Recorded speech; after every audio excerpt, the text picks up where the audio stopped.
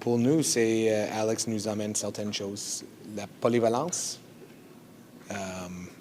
j'ai fallu vérifier cette mot. La polyvalence, pace, la vitesse, le caractère qui est consistant avec ce qu'on veut établir avec notre équipe, qu'on travaille fort là-dessus, plus l'expérience d'avoir déjà gagné une Coupe Stanley.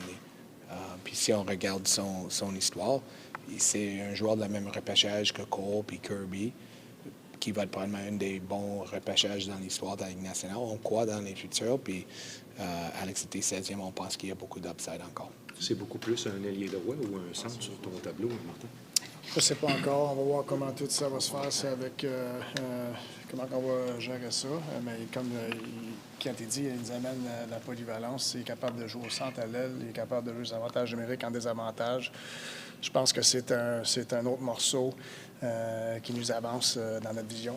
Kent était son agent. Est-ce que le fait de le connaître, ça a pesé dans l'équation, dans la balance pour aller chercher? Mais je pense que quand tu connais quelqu'un comme personne, c'est sûr que c'est plus facile de savoir comment il va fitter parmi notre chambre. Alors, puis on est très confiant qu'il va être un bon morceau dans le champ. C'est sûr qu'il connaît Kirby puis Barron aussi avoir joué pour l'équipe Canada ensemble. Est-ce que tu vois cette transaction-là un petit peu de la même philosophie que celle de Kirby Dax? C'est un gars qui a un beau potentiel, mais qui n'avait peut-être pas encore atteint justement son potentiel. Oui, c'est sûr. Je pense que c'est un potentiel différent que Kirby, mais dans le même sens, oui. Est-ce que vous trouvez à un certain point que ça fait quand même plusieurs petits attaquants? Est-ce que ça vous inquiète dans une certaine mesure? Je sais pas, on entend qu'on aime trop des grands joueurs ou des petits, puis j'ai toujours dit, écoute, petit peut être décrit au niveau de l'auteur, puis petit peut être décrit au niveau de le poids, puis Alex, c'est quand même un gars pas mal épais, spécialement en bas du corps, comme un Sidney Crosby. On a parlé beaucoup de Pierre-Luc Dubois dans les derniers jours. Qu'est-ce qui a achoppé ou qu'est-ce qui n'a pas fonctionné dans les négociations avec Comme on sait, je n'ai pas permis de parler des... j'avais pensé de commencer la conférence de presse avec... dans l'esprit de transparence. Je voulais vous dire que je n'ai pas l'intention d'être transparent aujourd'hui. Je ne peux pas parler parce que ce n'est pas un joueur de notre organisation. Est-ce que ça passe proche? Encore. Pas reparler à ça. Est-ce que Newhook est devenu une option après ou c'était déjà dans les cartons parce qu'on comprend qu'il y a plusieurs balles dans les airs, comme on dit? Oui, je pense. Écoute, c'était toujours une balle dans l'air. On n'aura pas pu faire les deux. Alors, c'est l'échange qu'on a fait. Dans le cas d'Alex Newhook, peut-être que les deux, vous pouvez répondre. Est-ce que vous le voyez comme un joueur de centre? Est-ce que vous le voyez comme un ailier ou vous allez évaluer tout ça selon ce qu'il va vous démontrer lors du camp d'entraînement? Mais comme j'ai dit, il nous amène la polyvalence. Je pense que tu peux pas avoir trop de joueurs de centre, je trouve. Puis on a bien des gars qui sont capables de jouer à l'aile aussi. C'est ça qui nous amène. Puis il est capable de jouer en désavantage, il est capable de jouer en avantage. Comme j'ai dit, c'est un autre morceau qui a notre vision. Allez-vous parler au 5e rang demain soir? Comme si ça va être disponible pour... Est-ce que vous allez repêcher un joueur au 5e rang demain soir? Alors on se parle. À l'heure qu'on se parle, on a encore le 5e choix. Alors, je dirais oui, mais on est ouvert à tout. Est-ce que de chances d'avancer, de reculer ou de rester 5e? On s'essaye, là, difficile à répondre. Avec l'ajout de Newhook, vous aviez déjà beaucoup d'attaquants, il y a beaucoup de joueurs à points, beaucoup de défenseurs, beaucoup d'attaquants. Est-ce que tu t'attends à modifier encore ta formation d'ici à demain? Est-ce qu'il y a d'autres mouvements pour le Canadien? Je pense que tout est toujours possible. On parle souvent avec les équipes. Des fois, tu rentres dans une discussion sans savoir où ça va s'en aller. Puis tu trouves une moyenne de faire un échange. C'était un autre facteur pour nous, c'est qu'avec la limite de 50 contrats, on a tellement de choix de repêchage. Puis à un moment donné, on ne peut pas signer tout le monde. Alors, ça nous permet la flexibilité d'échanger des choix pour aller chercher des joueurs qui peuvent nous aider plus vite. Kent a toujours dit qu'au 5e rang, tu étais confiant d'avoir la chance de repêcher un bon joueur. Est-ce qu'il y a beaucoup de débats au sein de l'équipe de recruteurs, savoir qui peut être là au 5e? Comment ça se passe? Est-ce qu'il y a plusieurs noms dans votre tête? Il y a définitivement plus qu'un nom à la tête. On pense qu'à 5e, on va avoir un bon joueur de hockey si on garde notre choix. Si on avance, on est encore plus sûr. Puis si on recule, ça dépend. Vous avez vu votre rencontre avec Matvei Michkov? Oui. C'est quoi l'impression que tu en as gardée? Est-ce que c'est une bonne première impression? Oui, c'était une bonne première impression. C'est sûr, c'est différent quand on sert d'un traducteur, parce qu'il ne peut pas répondre, mais tu essaies de lire son body language, puis j'ai trouvé que ses réponses étaient intelligentes, matures. Est-ce que tu peux nous dire un peu qu'est-ce que vous cherchiez à savoir sur Michkov? C'est quoi les points que vous connaissiez peut-être un peu moins et que vous vouliez essayer d'éclairer un peu? Moi, je pense que c'est la même avec tout le monde. Tu essaies de connaître le joueur plus comme personne. C'est qu'est-ce qui va motiver un joueur de hockey, c'est pourquoi il joue au hockey, comment il se voit comme joueur, spécialement avec les Européens. Je pense qu'on croit tous que les Européens, ils regardent les matchs de hockey comme les jeunes en Amérique du Nord, mais les matchs se jouent à 2 heures du matin. Alors, pour nous, probablement, c'est plus des highlights que des matchs souvent. Alors, on veut savoir à quel point il comprend la différence de la Ligue nationale. On le connaît moins comme personnalité. Est-ce qu'il est du style à se vendre là, comme qu'il a un très grand potentiel, presque comme Bédard? Comment il se décrivait un peu? Écoute, je ne veux pas rentrer trop dans les détails, mais il est confiant. Il est confiant comme joueur. Barry Trotz a dit hier que c'est un peu toi qui avais la clé du repêchage. Est-ce que tu peux dire quelque chose là-dessus? Penses-tu que tu as la clé du repêchage la première? Écoute, c'est Barry quoi qu'on a la clé au repêchage. On est content de l'avoir. Il a voulu juste envoyer un petit peu de pression? Ou... Je sais pas. Il a aussi dit qu'il ne t'imaginait pas comme un grand danseur. Il ne savait pas si tu avais beaucoup de vous voulez pas me voir danser. Si c'est possible de revenir un peu sur New York, qu'est-ce que vous avez appris de la dernière année avec Kirby Dach au sujet de l'environnement d'un joueur, puis à quel point ça peut être positif de changer d'environnement, puis peut-être de débloquer certaines choses dans son potentiel? Mais je pense, écoute, c'est tellement difficile. Moi, je crois toujours un bon joueur de hockey n'oublie pas comment être joueur au hockey. Mais on voit souvent un joueur qui, dans un certain contexte, tombe dans un nouveau contexte, puis ça lui aide. C'est pas que ça va aider tout le monde, mais Cole Caulfield, un différent contexte, ça a changé beaucoup pour lui. On croit qu'Alex a le potentiel pour avancer. C'est sûr qu'à Colorado, Teddy, peut-être un jeune joueur, mais tu essaies de faire une équipe qui compétitionne pour la Coupe cette année, qui était tellement talentueux à l'attaque. Alors, on pense qu'on l'offre une meilleure chance, premièrement, mais en même temps, comme j'ai dit, il nous emmène beaucoup de vitesse. C'est une des choses qu'on veut ajouter à notre équipe. Puis, le caractère est très important aussi. Moi, je pense que côté Rook, il va sûrement avoir l'opportunité d'être dans une meilleure chaise. Je pense qu'au Colorado, il jouait 12-13 minutes. Je pense qu'on va être capable, on va demander à lui d'en jouer un petit peu plus que ça, puis de jouer peut-être un rôle un petit peu plus gros qu'il a joué au Colorado. Puis tu peux pas oublier l'expérience qu'il a gagnée. Même s'il jouait des 12-13 minutes dans une équipe comme ça, il a 150 quelques matchs. C'est un jeune de 22 ans, il a une Coupe Stanley. C'est quelque chose, c'est une personne, c'est un joueur qui reflète beaucoup les choses qu'on cherche, côté culture, côté style de jeu. Comme il parle de son pace, c'est pas le plus grand, mais c'est un gars qui est assez pesant pareil. Puis, fait que ce côté-là, nous autres, je pense qu'on est capable d'amener un joueur dans un environnement qui va pouvoir peut-être en montrer plus. Êtes-vous plus dans le besoin immédiat cette semaine ici à Nashville que vous l'étiez peut-être l'année passée au repêchage à Montréal? Dans le besoin immédiat, dans les chaises que vous avez à combler, dans votre plan d'équipe, c'est-tu plus court comme échéance maintenant, cette année en 2023, que ça l'était en 2022? On était un an plus avancé, alors c'est sûr que j'ai toujours, dès le début, je me souviens, j'ai fait une entrevue peut-être la première semaine après avoir été embauché, puis j'ai dit, on n'a pas un blueprint. Je ne peux pas vous dire que étape numéro 1 va être le suivant, deuxième va être ça, troisième va être ça, parce que on va toujours chercher des moyens d'avancer l'équipe sans faire sacrifier la future de l'équipe. Alors, on a fait un échange, on a donné 2 bons choix, mais on est allé chercher un jeune joueur qui peut agrandir avec nous, qui est pas autonome pour 5 ans.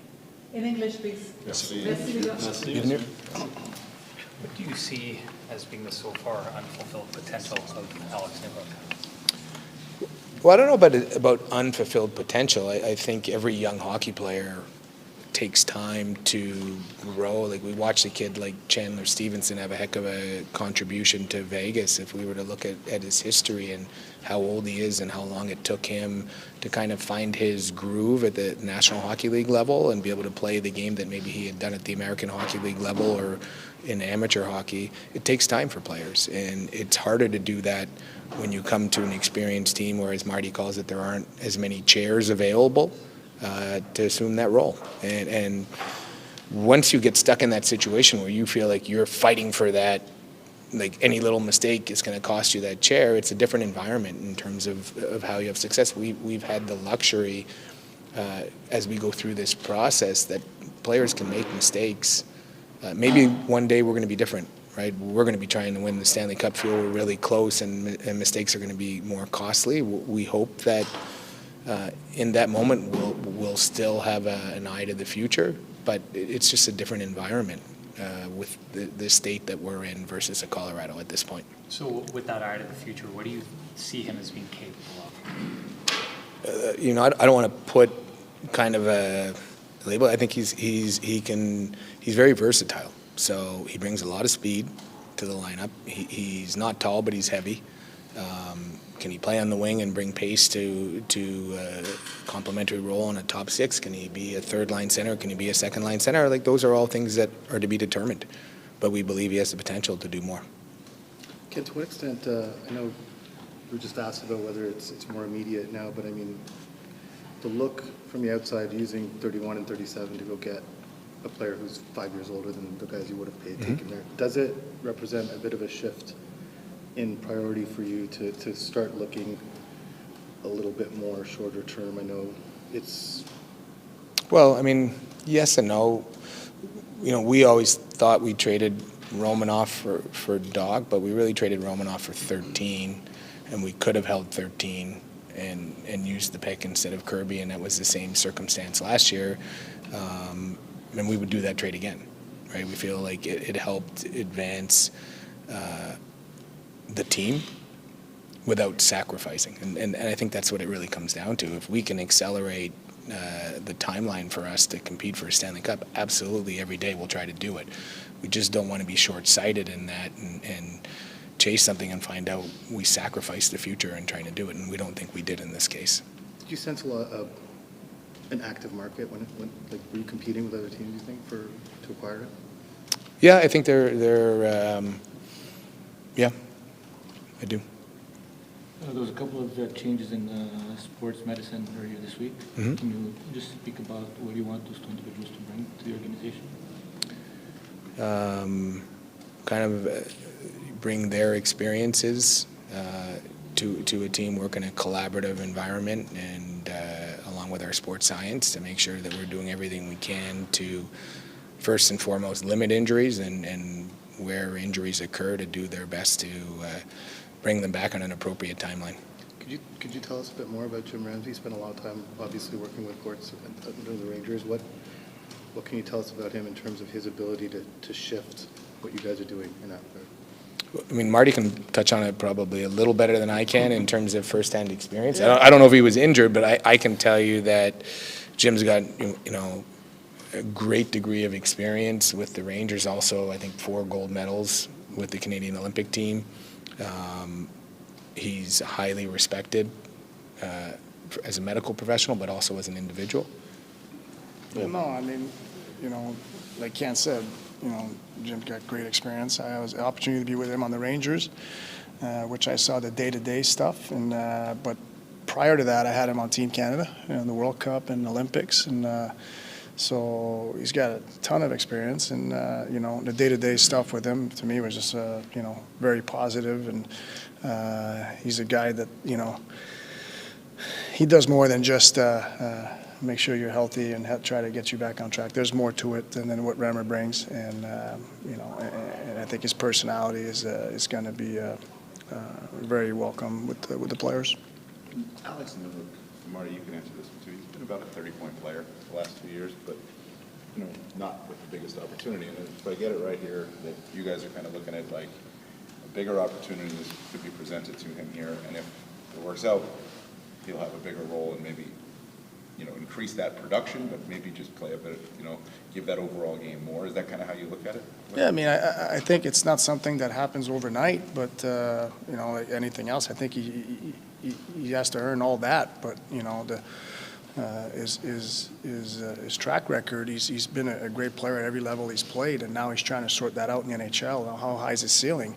And I think we're going to find out. He's going to have opportunity to show us how high his ceiling can be, and we don't expect him to show it, day one. But we're going to try to develop him just like we do all the other young guys, and trying to maximize what we have with this player. And I think where you guys are asking Kent about, does this move us further along? Do we change the plan? I mean, I think as coaches, we ask our players to play the game, and I know I've talked about that all the time, right? You can't just play your game, and I think that's what Kent's doing right now. He's playing the game. There's opportunity that come in the forefront, and you take the information, and to get a good player like that, you got to give up something, and it's part of the game that he's playing. You can't just have a set plan. This is what we're doing, because the game changes all the time, and that's what Kent is. I think he's very good at seeing and playing the game. So we're very fortunate to get a young player that's got a ton of experience. I think it's going to mesh well with our group. When Kent was talking earlier about a player being afraid to make mistakes on a kind of a high-level team, I've heard a lot of your players talk about how you use mistakes as teaching moments and how they're not as consequential. How do you create I mean, that? like Kent said too, where we are as an organization versus where Colorado is, it's totally different, place where we are right now. So I think some of the mistakes that you can make in Game 6 of a Stanley Cup final is a lot different, or Game 5 of a first round. For us, we're trying to develop our guys in an environment where, we don't want to handcuff them, we don't want to suffocate them and overcoach them, but at the same time, they have a responsibility to show growth, and I think the growth comes with sometimes to me the mistake sometimes is step one of growth, but at the same time, you can't just keep making the same mistakes over and over. So there's got to be accountability that way, and I think we're moving in that direction. I think last year, from the time we took, Kent came and I came, we're a very infant stage as a team and as an organization, I guess, and where we are. I think we're a little further along right now. We're not infant anymore. We're still young, but we're not infant, and there's going to be different accountability, based on how we're growing as a team and as a franchise. There will be some who are surprised that the Pierre-Luc Dubois saga is reportedly ending in LA and not in Montreal. Is there a reason why there ultimately wasn't a fit there? Well, I can't comment on a player that's not part of our organization. They can, right? Ultimately, whenever it's resolved, I guess Pierre-Luc and his crew can comment. But for us, the league doesn't appreciate us speaking of other teams' players, so we're going to respect that. Kent, is there any, considering how last season went, when you're trying to evaluate what moves to make and where your team is at in the process of becoming competitive, do you try to imagine your team as it would be healthy, or do you take the reality of having the 5th overall pick and being seemingly far away? Well, it's funny.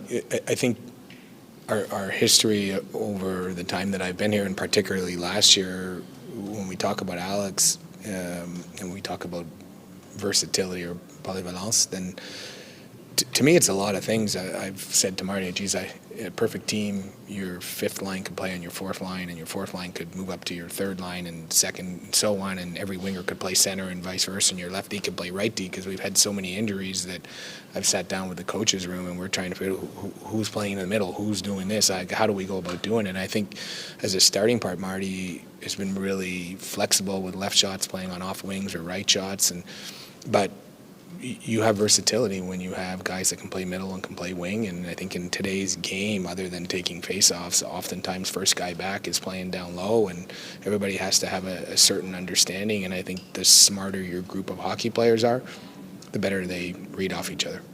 Thanks, guys. Thanks,